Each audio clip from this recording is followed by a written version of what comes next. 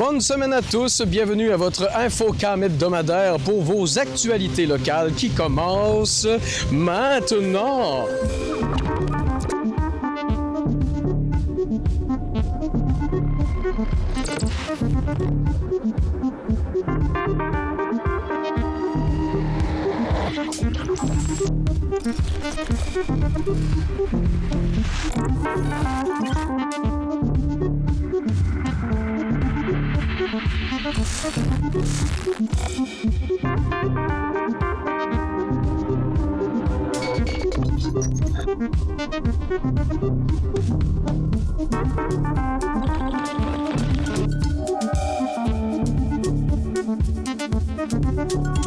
Le Musée de l'agriculture et de l'alimentation de la Pocatière a en ce moment comme sujet phare la pétate. Et qui dit pétate dit forcément poutine par rapport au Québec. C'est une grosse soirée de lancement qui vient de se passer et c'est également plusieurs jours et mois encore à laquelle vous allez pouvoir aller assister à cette exposition qui est loin d'être banale. Donc, bonjour Maryse. Bonjour. Merci de m'accueillir pendant les préparatifs. Exactement, ça fait plaisir. Donc, au musée, actuellement, il y a déjà récemment, il y a l'exposition en lien avec la pomme de terre. Oui. La pétate qui est commencée. Donc, ça va bon train? Oui, bien c'est ça. Dans le fond, nous, c'est l'exposition Pommes de terre en sciences et traditions. C'est une petite exposition maison, en ce sens qu'on a fait nous, dans le contexte où on voulait donner une touche locale au fait qu'on recevait une autre exposition avec un thème un peu connexe, la poutine. Oui. Donc, on a fait cette exposition-là qui, disons, met en contexte comment la région ici a été importante pour... la science et le développement des pommes de terre au Québec et même, je dirais, en Amérique du Nord au complet. Donc, on fait valoir les compétences locales du siècle dernier jusqu'à maintenant. OK. Et là, bientôt, ce qui va commencer, c'est la poutine. Donc, la poutine, puis un musée, des fois, ça choque un peu. Je pense que c'est le genre de choses qu'on s'imagine pas tout le temps. Effectivement, mais tu sais, un musée, pourquoi il y aurait des sujets qui pourraient pas être discutés dans les musées, premièrement? Et alimentation, je pense que c'en est un au cœur, bien, dans le sens très significatif pour l'alimentation québécoise. C'est pas on fait pas l'ode à la poutine, on va réfléchir sur comment cette poutine-là, le lien qu'on a avec cet aliment-là et comment cette culture qui est à la base très québécoise, maintenant rayonne un peu partout et s'adapte aussi en fonction des en fonction des pays, des nouvelles façons, des nouvelles recettes. Donc, ça peut même devenir un plat gastronomique comme un plat de cantine. Oui. Donc, c'est une exposition faite par le Musée des cultures du monde de Nicolet, mais avec lesquels on avait collaboré puis qu'on avait signifié notre intérêt de recevoir dès le départ. Donc, on va évidemment explorer les ingrédients de la poutine, mais après ça, vraiment, on peut dire l'aspect humain relié avec ça aussi. Alors, dans un musée, ça a tout à fait sa place de se questionner sur nos relations, notre place et les choses qu'il y a qui forment notre société. Oui. Et dans le fond, est-ce qu'on finit par répondre à la fameuse question d'où ce qu'elle vient, la poutine? Parce que je sais qu'il y a plusieurs régions qui s'ostinent là-dessus. Non. Le but n'était pas ça non plus, parce que de toute façon, c'est pas si clair hein, non plus. Et même en faisant des recherches qui ont été faites, tu sais, il y a des flous, il y a différentes choses comme ça. Alors, dans le fond, c'est sûr que ça vient de toute cette région-là autour de Nicolet, Warwick, dans ce coin-là, mais qui, quand, la date exactement est pas claire. Quand on voit dans le logo de l'exposition, il y a même des dates qui se chevauchent et c'est voulu. Donc, il y a encore un certain flou. Je pense que ça fait partie du charme aussi de la poutine. Oui. Donc, on va plutôt essayer de positionner chaque visiteur sur lesquels nous on aime, qu'est-ce qu'on aime dans notre poutine, pourquoi nous on aime ça. Donc, on fait aussi participer les gens à toute cette expérience-là. Et si jamais on veut venir en profiter, là, comment ça fonctionne? Est-ce qu'on doit aller chercher des billets quelque part? On peut venir directement? Bien, pour en profiter, c'est assez simple, mais moi, ce que j'invite d'abord et avant tout, c'est les gens à venir au lancement la semaine prochaine, le 30 octobre prochain, où là, compte tenu de la thématique un peu particulière, on a décidé d'y aller at all, tu sais, vraiment de rentrer dans la thématique cantine, années 50, années 60, beaucoup d'imagerie de l'exposition et dans les couleurs cantine d'autrefois, là, rose, flash et tout ça aussi, il y a beaucoup d'éléments. Alors, on se plonge dans cet univers univers-là le 30 avec un spectacle d'Elvis, un personnificateur. Donc, c'est pas juste un petit topo, là, c'est un vrai spectacle de 2 heures. Okay. Une cantine sur place, un resto-cantine à l'extérieur. Évidemment, accès aux expositions. Donc, ça, c'est un événement. Là. Tu sais, ça, c'est donc la bouffe de cantine et tout qui est présent, et spectacle. Sinon, autrement, ben, c'est ouvert sur les heures normales du musée. Ça vient avec l'ensemble des expositions. Oui. Donc, je vous dirais, jusqu'à cet hiver, on est ouvert juste du mardi au dimanche. À partir de mi-novembre, par contre, ça va être du mercredi au dimanche. Donc, les jours accessibles. Pour les groupes, c'est tout le temps aussi. Donc, ça, il faut juste des réservations pour savoir. Puis après ça, bien, justement, les visites, c'est des visites libres qui peuvent se faire. Pour des groupes, il peut y avoir des visites structurées. OK. Donc, on invite les gens, bien entendu, à venir. C'est jusqu'à quelle date qu'on va avoir le droit à cette expo-là? On a du temps. On a deux expositions, celle sur la pomme de terre et poutine, durant 1 an. Donc là, on espère cette année aller rejoindre les publics de la région, les écoles, l'été prochain, tout le public estival. Donc, les gens qui reçoivent des amis et les touristes aussi. Tout ça. Bon, donc l'invitation est lancée. Oui. Ça a l'air très intéressant. Donc, je te remercie de nous en avoir parlé un peu plus ce matin. Ça fait plaisir. Le 4 octobre dernier se tenait au club de golf de Saint-Pacôme le fameux gala annuel du polar. Le roman L'affaire des montants, publié chez Québec Amérique, a valu à son auteur Jean Lemieux la plus haute distinction du monde du polar québécois, c'est-à-dire le prix Saint-Pacôme. Le prix Jacques Maillard du premier polar a été décerné à Chloé Archambault pour son roman Alias Ninapé, et le prix de la Rivière-Ouelle, qui récompense des auteurs n'ayant jamais été publiés, est allé à Yannick Michaud pour sa nouvelle Jamais plus. On pouvait lire récemment dans le journal de Loi-Blanche que le député de la Côte-du-Sud, Mathieu Rivet, confirme au nom du ministre responsable de la Jeunesse et ministre délégué à l'économie et aux petites et moyennes entreprises, M. Samuel Poulain, qu'une somme de 1 354 500 $ sera investie dans les MRC de Kamouraska, Lillet et Montmagny pour soutenir les 3 organismes partenaires du programme Créneau Carrefour Jeunesse. Le Créneau Carrefour Jeunesse a pour objectif d'accompagner les jeunes de 15 à 35 ans dans leur transition vers la vie adulte.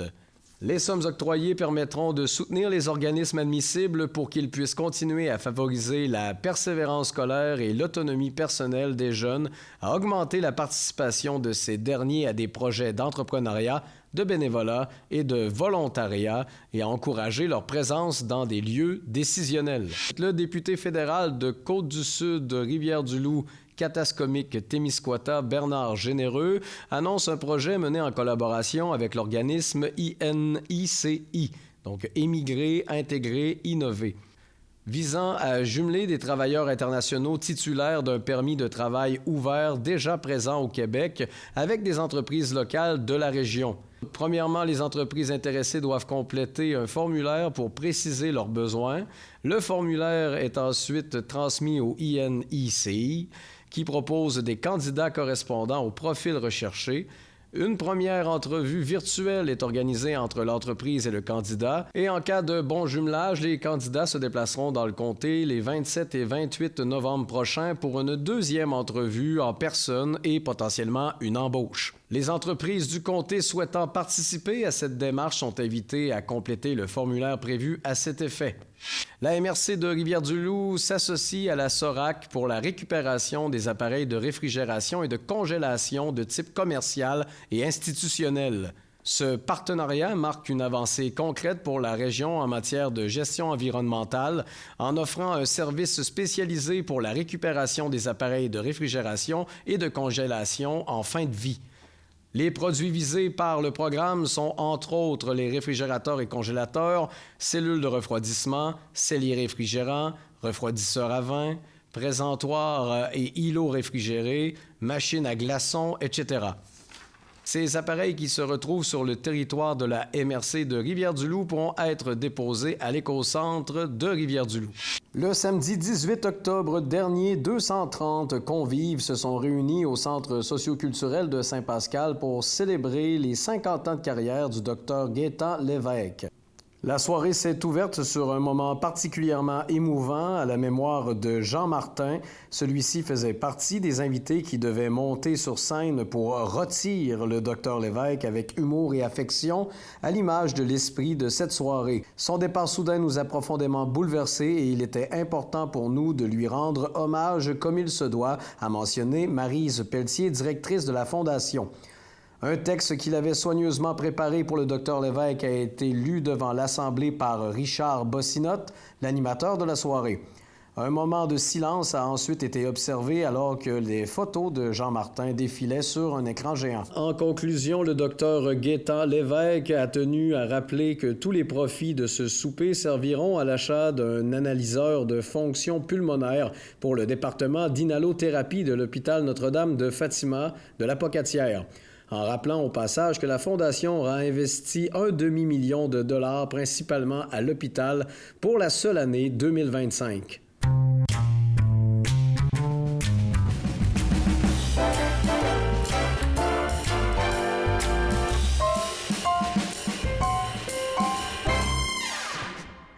Pas se mentir que la situation actuelle dans le monde préoccupe beaucoup de gens au plus haut point. Mais en grande exclusivité à Infocam ce soir, nous recevons le diable lui-même en personne en entrevue. Il s'agit d'un personnage qui tentait de conserver l'anonymat, donc vous comprendrez qu'on va le nommer sur un pseudonyme. Alors, monsieur, admettons, Gaétan, est-ce que vous me recevez? Oui, bonsoir. Bonsoir. Et pour commencer, pouvez-vous m'expliquer comment ça fonctionne, l'enfer et ce que vous faites? Ben, c'est un peu comme le poste de vidangeur chez vous. Je ramasse les vidanges qui se trouvent ici pour garder mon jardin propre. Ah, je comprends.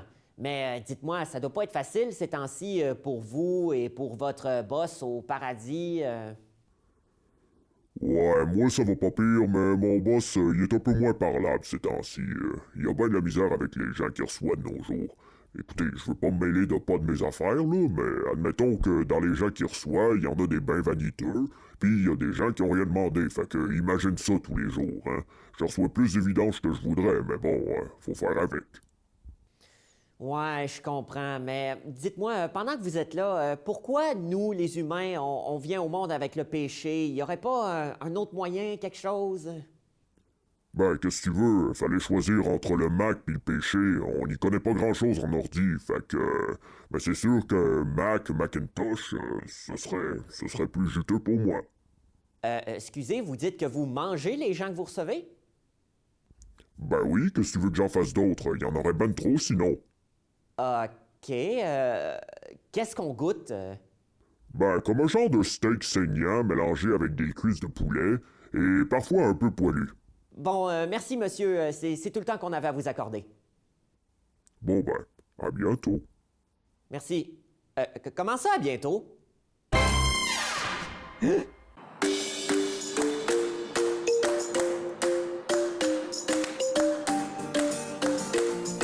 Bonjour. Bienvenue à cette capsule d'information sur les activités de l'ADOCAR. Je m'appelle Michel Hébert et je suis le responsable bénévole des communications. En premier lieu, qu'est-ce que l'ADOCAR? Il s'agit de l'Association de développement des aînés à l'UQAR, un organisme à but non lucratif qui offre des formations, des conférences et des visites aux personnes de 50 ans et plus. Notre territoire s'étend de la Pocatière au Bas-Saint-Laurent jusqu'aux îles de Madeleine, en passant bien évidemment par la Gaspésie. En passant, le mot UQAR apparaît dans notre nom parce que l'université est notre principal partenaire depuis plus de 35 ans. Par contre, il n'est pas nécessaire d'avoir fréquenté l'université ou d'avoir un quelconque diplôme pour participer à nos activités.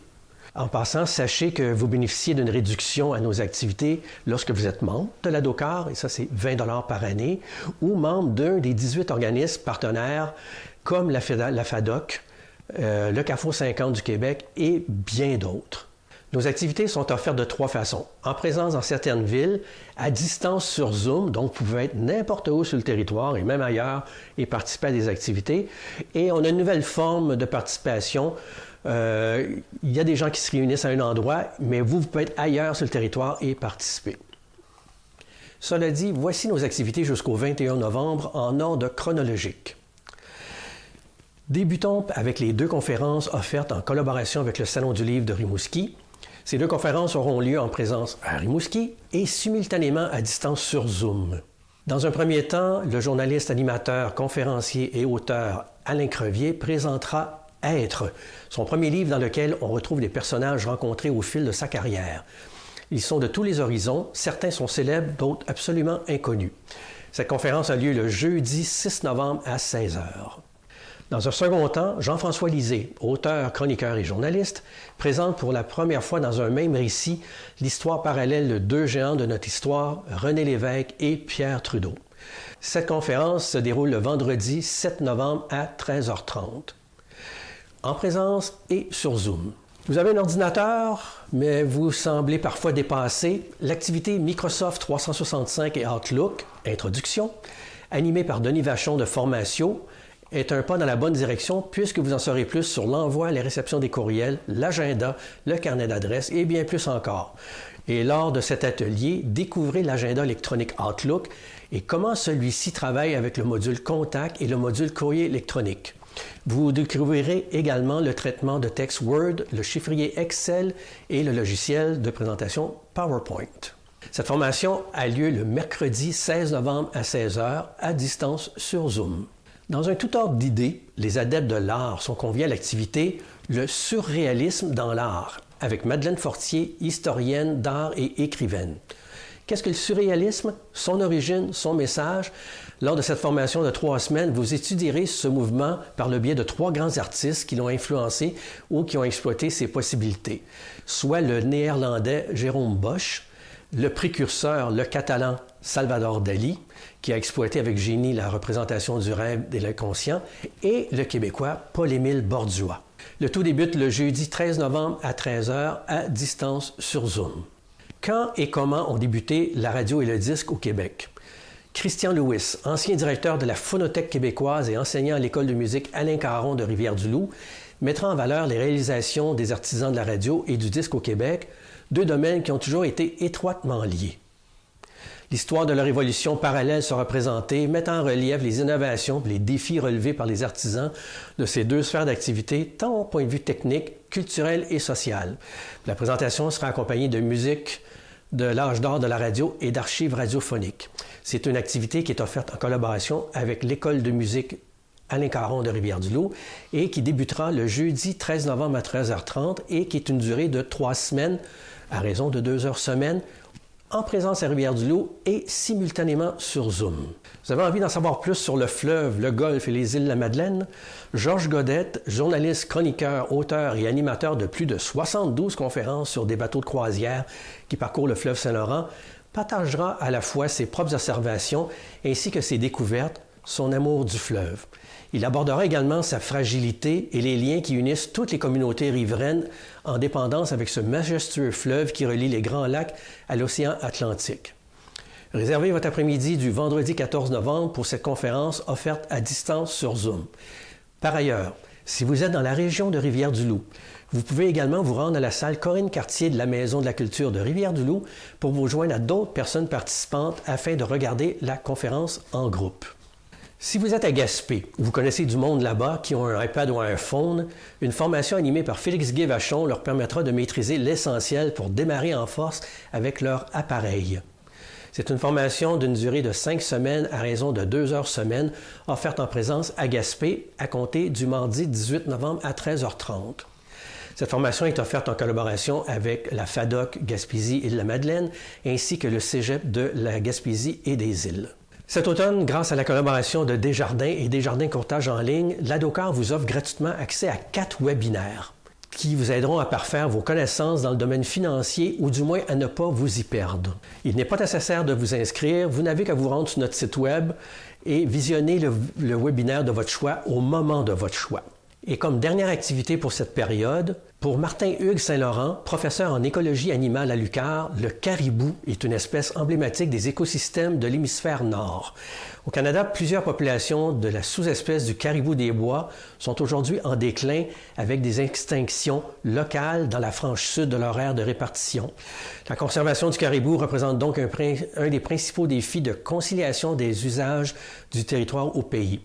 Le conférencier détaillera le constat d'échec de nos politiques de conservation pour quelques populations du Québec est en train d'apporter un éclairage scientifique à la problématique et aux solutions envisageables. Il est possible que la date change, mais pour l'instant, cette conférence aura lieu le vendredi 21 novembre à 13h30 en présence à Rimouski et simultanément à distance sur Zoom.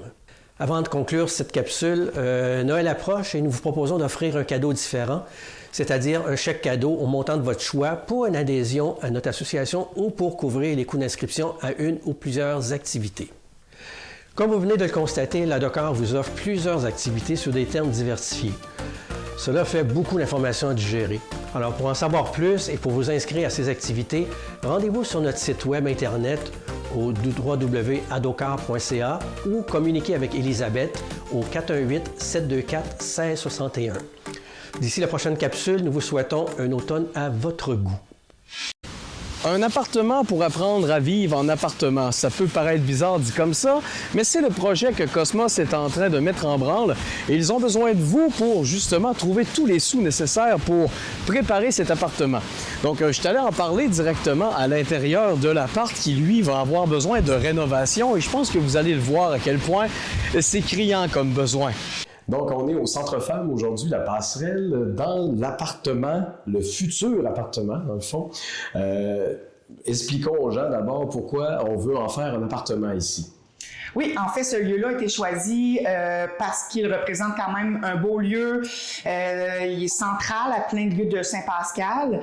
Et puis, en fait, c'est qu'on souhaitait quand même rejoindre le plus de jeunes possible qui peuvent le faire à pied, donc pas besoin de se déplacer en auto, que les intervenants là, peuvent se rendre facilement ici. Là, je pense notamment aux écoles, à la maison des jeunes, aux intervenantes au niveau scolaire ou santé. Donc, on souhaitait quand même un lieu accessible. Puis, ben, c'est aussi une vocation très intéressante ici, là, puisqu'il représente aussi quand même un lieu patrimonial. Donc, on souhaitait quand même rénover cette partie-là avec la collaboration de l'organisme Centre Femme. Et là, dans le fond, c'est parti d'un besoin qui a été connu comment, finalement? Oui, en fait, ben, Cosmos, c'est un réseau de partenaires. Donc, nous, on assoit des gens ensemble pour regarder qu'est-ce qu'on peut faire de plus là, pour les gens, comment on peut aider les jeunes là, de moins 9 mois, 30 ans. Donc, est venue l'idée, là, ensuite, qu'est-ce qu'on peut faire pour aider l'autonomie des jeunes, en fait. On se rend compte que les jeunes ont plus de difficultés quand c'est le temps de se rendre en appartement, toutes les notions de base, là, cuisiner, faire le lavage, toutes les tâches ménagères, là, ce sont de plus en plus complexes. Les jeunes n'ont souvent pas eu accès à des modèles pour le faire ou sinon peu d'intérêt et maintenant, ben là, ils n'ont pas le choix de le faire.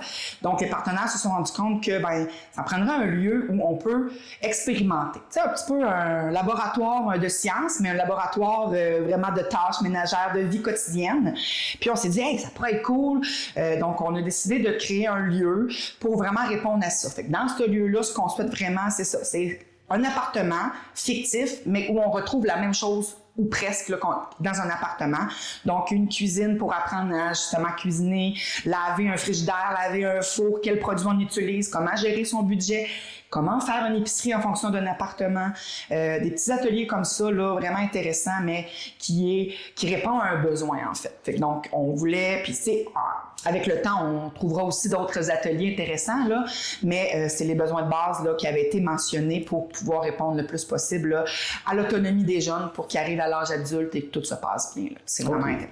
Donc, une espèce de façon de se préparer à partir de ses propres ailes. Je m'en vais de chez nous ou je m'en vais en résidence. Exactement. Oui, c'est ça. Tu l'as mentionné, un appartement pour aller à l'école, mais aussi un appartement pour vivre sa vie d'adulte. Là, les deux options peuvent être possibles. Ouais. OK. Donc là, on en est au tout début, si je comprends bien. Là, exactement. Je pense que les gens doivent entendre qu'on est dans un appart vide, d'ailleurs. Exactement. On est vraiment dans le processus où on a trouvé notre lieu, on sait qu'on veut le faire ici, mais maintenant, ça prend des sous et de l'aide pour pouvoir y arriver. Oui. Donc, c'est pour ça que là, on est en période, justement, de recrutement, de soutien financier, là, notamment avec la ruche jusqu'au 5 décembre. Puis sinon aussi, bien entendu, on est en démarche là, avec des subventions possibles, etc. Dans le but de pouvoir démarrer là, nos travaux au début de l'année 2026 pour que, idéalement, tout soit prêt là, vers la fin du printemps, début de l'été. Donc, avril, mai, juin, là, autour de ça, là, pour qu'on puisse démarrer nos ateliers là, dès maintenant. Donc, les gens qui nous écoutent et qui veulent participer à la cagnotte On vous rejoint comment? Bien, actuellement, sur la ruche, c'est possible d'y aller.